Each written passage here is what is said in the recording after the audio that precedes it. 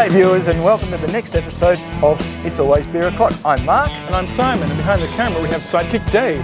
You know, Simon, the other day I was talking to Sidekick Dave and I told him that I've been flat out like a lizard drinking. I'm tired of living life in the fast lane. Well, I can't help you with the drinking problem, but I can help you with the fast lane issue because we're here at Slow Lane Brewing. Well, let's go in and check it out. Yep. I can't help you with your drinking problem.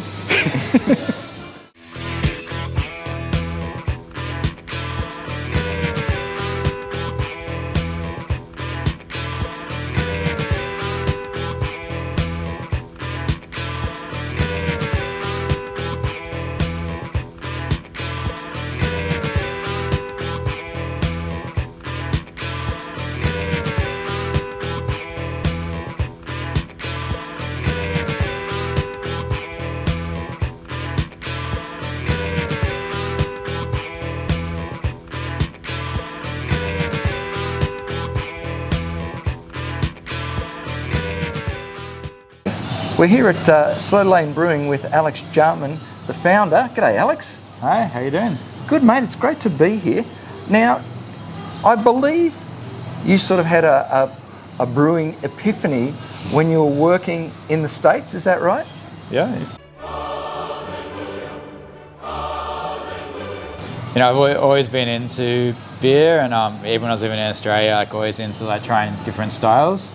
But it was when I moved to the States, which happened to be kind of in the height of like the craft beer boom over there. Yeah. And yeah, I was really excited by all the breweries opening up there. And then my wife bought me a homebrew kit, which then got quickly hooked on homebrewing. And then kind of one thing led to another, and eventually ended up like quitting my corporate job and working at some commercial breweries. In the States? Yeah. I guess with the intention of hoping to open our own brewery back here. Okay. Move back. So you moved back, and what was the next step then? Did you launch straight into looking for premises and that sort of thing? Like because that's one of the hardest things is trying to find the right premises. So that launched straight into that. That took probably over a year to find somewhere, and then we opened. We started brewing like about 4 years ago. Yeah. The bar opened a bit over 3 years ago. And is there a sort of an overarching philosophy of what you brew? So it's a lot of like European styles. Yeah. So that's what, even though I had that beer, like, you know, got really into beer in the States and I drank a lot of hoppy beers and IPAs, it was like the European styles and the breweries in the States that brewed those styles that interest me the most. So a lot of like German and Belgian beers. Right.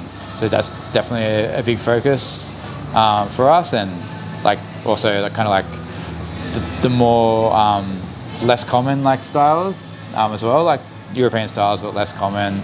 Like we have things at the moment like like our kind of tribute to Orval, like a breaded Belgian pale ale. And then I guess the other thing apart from those styles that we do is a bit different is a lot of like barrel aged beers. Okay. So you'll see in our tap room there's a lot of so wine barrels and occasionally spirit barrels. So we do various sour beers. We did this week we like put fruit into a few different like sour beers. Just nothing is a bit different for us, and I guess both these things kind of lead into like why we're called Slow Lane. So Slow Lane refers to like the way we make the beers. Beers take the slow lane, so whether it's they spend 6 months or years or longer in barrels, or most of our beers are can conditioned, which is so bottle conditioning or can conditioning is like a traditional way beers produced for some like Belgian and German styles. Yep. So it's instead of just carbonating the beer in the tank in a couple of hours and then packaging it and it's good, it's all done and ready to drink. We package most of our beers still, and it's a whole nother fermentation process in the can, so it takes another couple of weeks before they're ready. Mm-hmm. And have you been on any research trips to Germany or Belgium? I have, yeah. Not recently, unfortunately. Like since we started the brewery, I've been a bit busy and haven't had a chance. But when we were waiting for the development application to be approved, and we got this site, we went to, this is just before COVID, luckily, we went to Germany, and yeah, took the family over there, and yeah, did a lot of research. Yeah. A little bit like the only other thing that I guess I'm passionate about, and we try and do is like, I think you asked about like, have I done research trips to Europe? Yep. So which we have. I've been to a few. Like I've never lived in Europe. I've done quite a few holidays there and stuff. And I guess what we really like about the beer scene there is like, not just the actual beers, but like the culture around beer, and like the the right glassware and kind of like foam on the beer and the service of it, and kind of like the beer gardens in Germany and the beer cafes in Belgium. So we try and like we have a couple of different types of glasses, and like we try and import those like Czech style and German style, Belgian style glassware, and we try and like pour foam on the beer, and that's like important to us. Yeah, so, I think that's important. I appreciate that European beer culture, whether it's Belgium or Germany or the Czech Republic for that matter. There's a pride in the presentation of the product. It's not just here's your beer in the same glass. And look, it's a great facility you've got here. As you say, you've got quite a number of wooden barrels here for aging of your ales. What's the size of the brewery here? What's your brewing capacity? So we can brew 1,200 litres at a time. Right. We brew a couple of times a week, so between 1 and 3 or 4 times. Okay. Where it's growing constantly. Like we got some new tanks in the last year. Like see like these tanks and that big stack of like horizontal lagering tanks. They're new, so we've definitely been upping the capacity. But yes, it's still quite small in the whole scheme of things. All right. And Alex, if folks want to get your beer and they can't get to Botany, where can they buy your product? So most of our beer goes to independent bottle shops, like packaged in cans.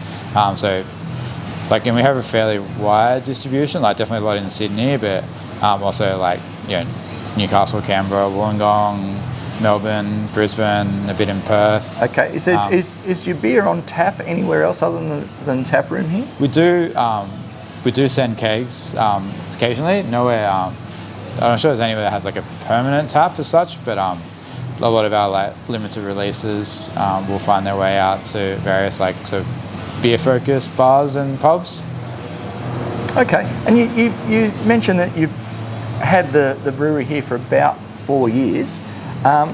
It's obviously successful. The beer tastes lovely. We'll be trying a bit more later on.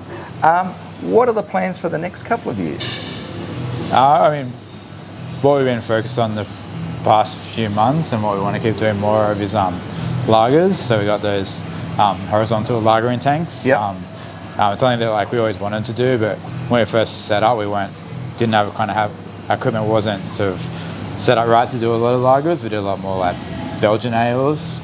But yeah, like it's something really, really enjoy drinking, and I guess not just like pilsners and power lagers. Like we like brewing like a whole lot of different styles of lagers. So we have like a Doppelbock, like an 8.5% dark lager that's quite popular. A lot of like amber kind of coloured lagers. So that's one thing.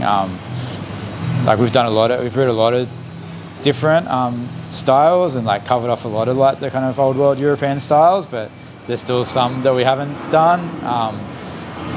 That still want to like kind of tick off some of those more obscure styles, as well as like we've definitely had a focus on like German and Belgian beers up until now, but we want to start doing more Czech styles and English styles. Okay, and do you actually have a core range as such? Yeah, so we have like 5 beers. Okay, so maybe you could tell us about those. Yeah, so we have Refectory, which is like a Belgian blonde ale, which is one of the first 3 beers we made when we started. Yep. It's basically like if you went to Belgium and went to some of the monasteries, this is what they would serve on site at the cafe, or what the monks would drink.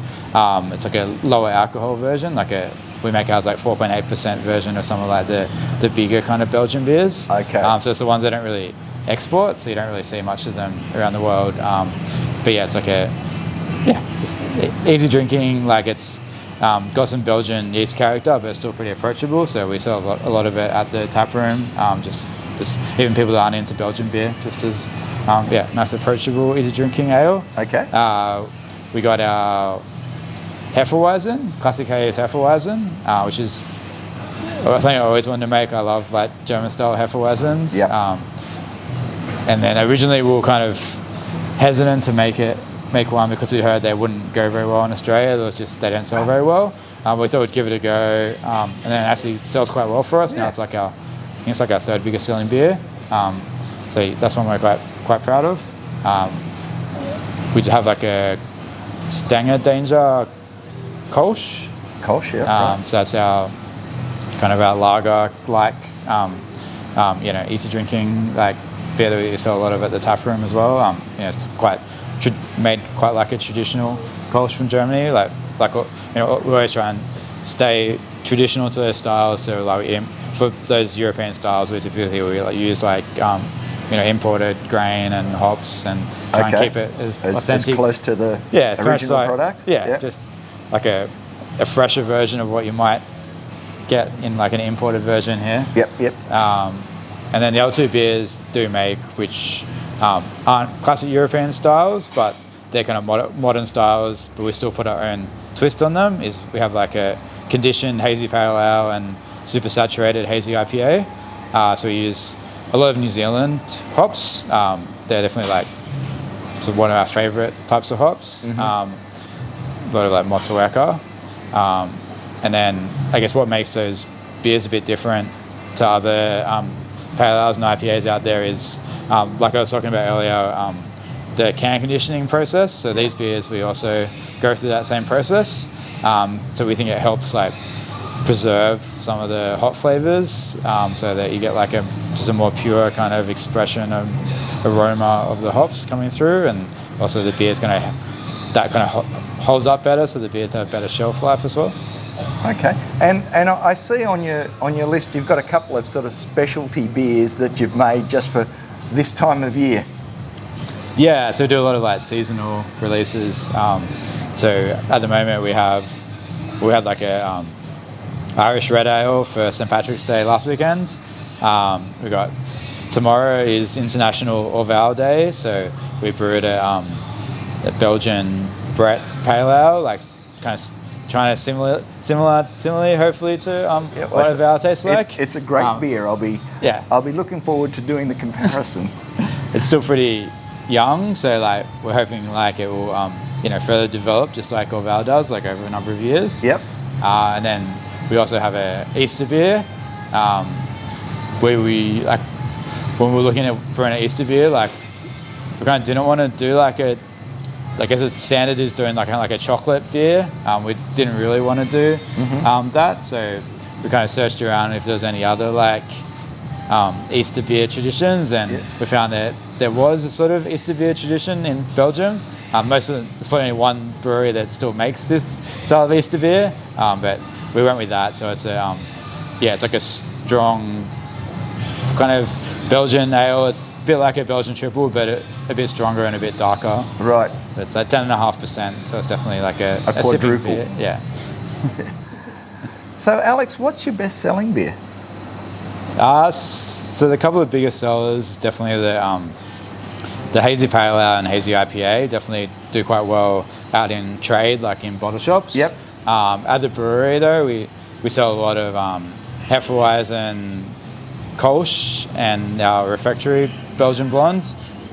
They're like the sort of what our regulars, our locals come in and drink on tap. Okay, it's almost incumbent upon a brewery to make a hazy pale, isn't it, these days?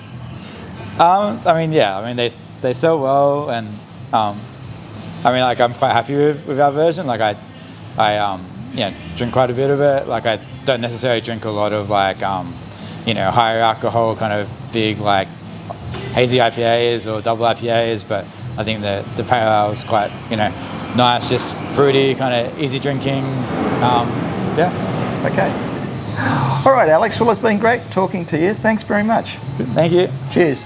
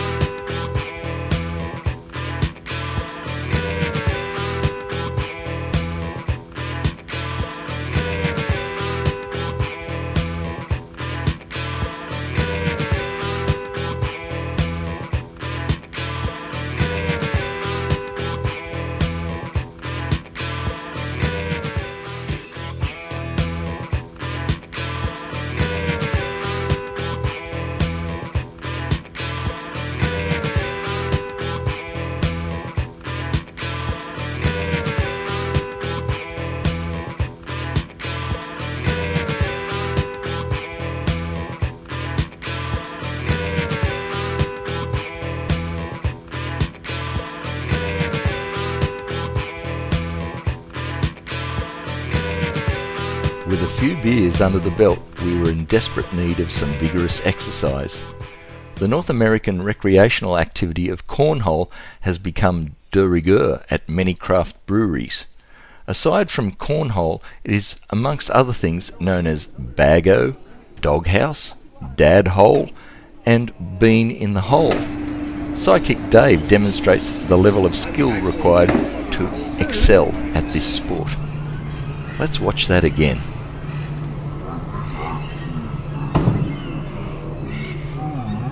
We're here at Slow Lane Brewing with Carl. G'day, Carl. G'day, Mark. How are you, mate? I'm very well. Have you been to Slow Lane before? I've been to Slow Lane many times before. I've been coming for about 3-4 years now. Oh, pretty much since it opened up. Yeah, more or less, yeah. Okay, and what are you drinking today? That's just a hazy, a super saturated.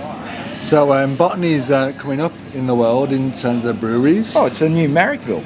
Slow Lane, One Drop, Fontaine. Yep. Must be a rap in there somewhere or a hip-hop song. Okay, and what do you think of this one?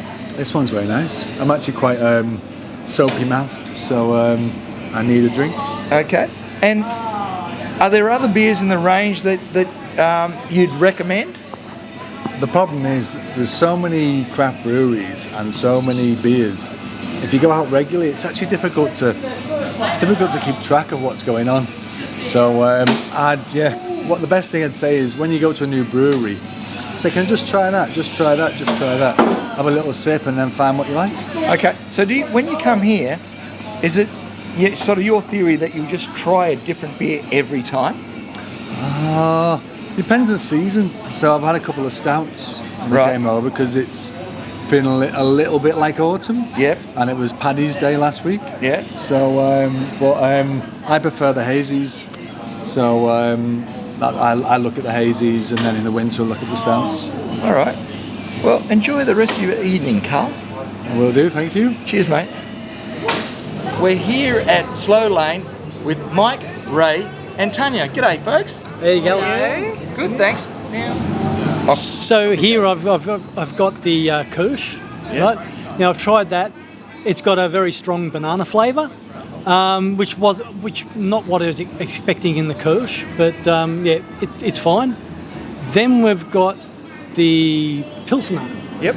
Right now the Pilsner is really, really delicate on the tastes, and I really enjoyed drinking the Pilsner. And the final one is the Hefeweizen. Okay. Now that is just so powerful with its banana flavour. I know that you can have banana flavour in Hefeweizen, but it was just so overpowering for me. I prefer it when it's the other end of the scale and you're getting the clove flavours out of it and less banana. But yeah, it's okay, but it's not my favourite beer then. Okay, so of the three, which would be your favourite? The Pilsner. Pilsner. It is just clean and very, very easy to drink. It's a nice Pilsner. Okay, let's talk to Ray. Yes, I chose the Brett Saison. Oh, yes. The beer is good. It has a lot of hops in it, but it's not really what I was expecting, but it's okay beer. Yeah. Okay, and Tanya, you can take us through your range of beers there. I have gone with a Hefeweizen, so lovely wheat beer. I really enjoy the banana flavour. It's quite fruity, so it's Mike, who did. yeah, I quite like that. So for me, it actually works quite well. I mean, both Mike and myself have spent some time in Germany, so we have a little bit of an understanding of what we expect from a Hefe. My next was the Irish Red Ale, so I'm quite enjoying that. But again, I'm going up the colour spectrum, so I'm kind of going to finish off my Hefe before I really get into my darker ones. And the next one is the Dunkelweizen. So again, I like the wheatiness of it. I haven't had a lot of it yet, as I mentioned before. I'm kind of working my way up the colour spectrum there.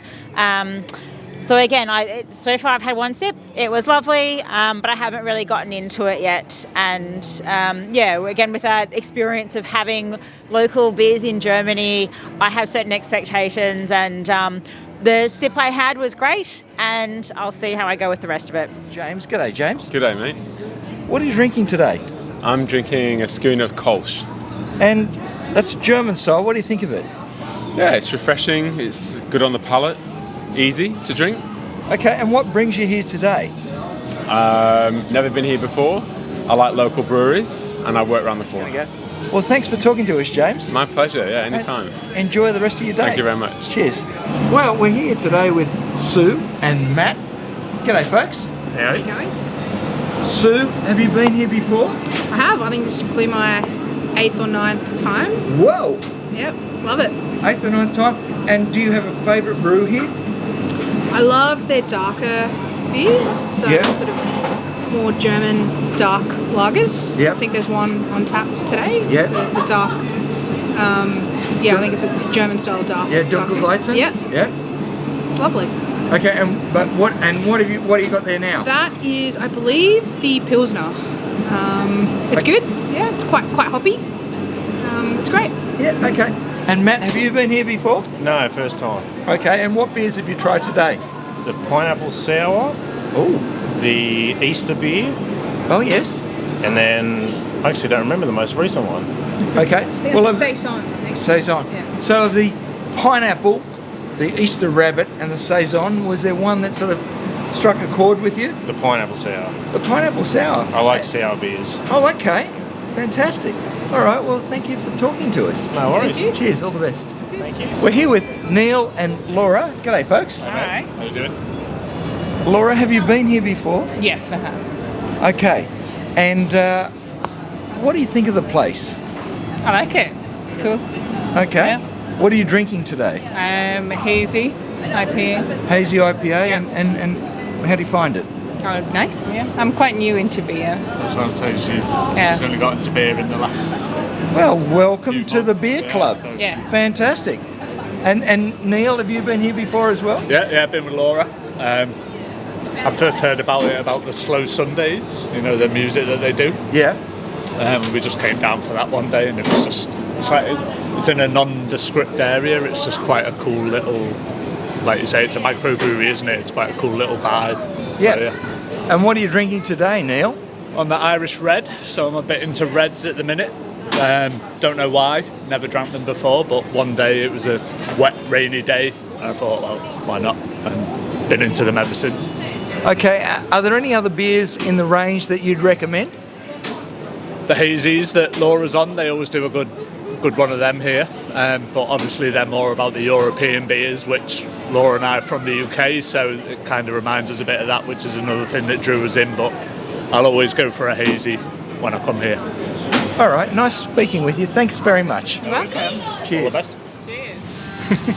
All right, gentlemen, and I use that word advisedly.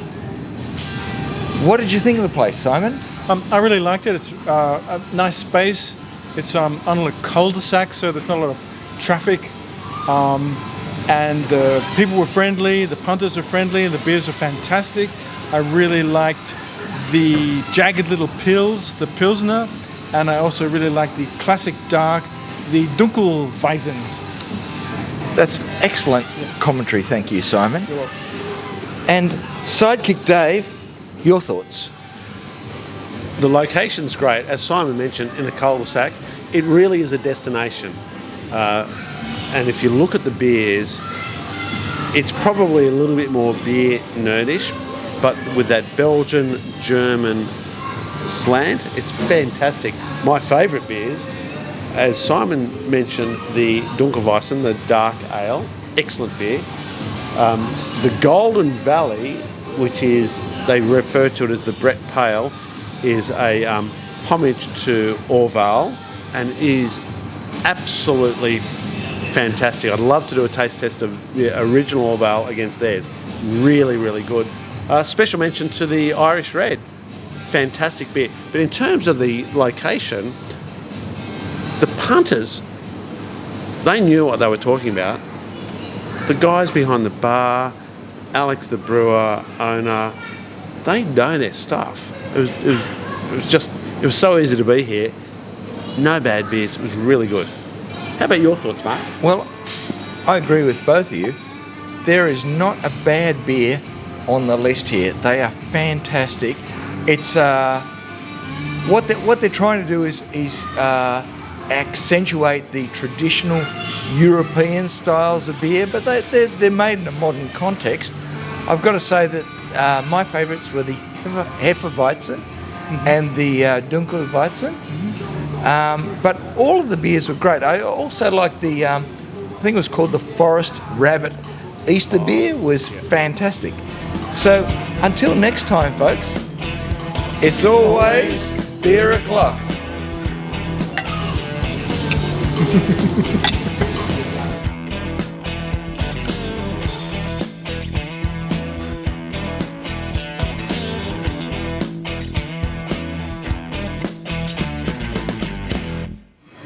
To the venue, Mark. The venue's great. It's got it's almost like a mix of brutalist and like welcoming, hospitable about it. It's great. In terms of the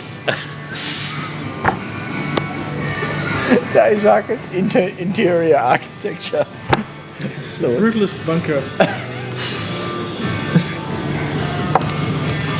Okay, we're going to start again. We're going to. Damn it! I nailed You mine. can actually.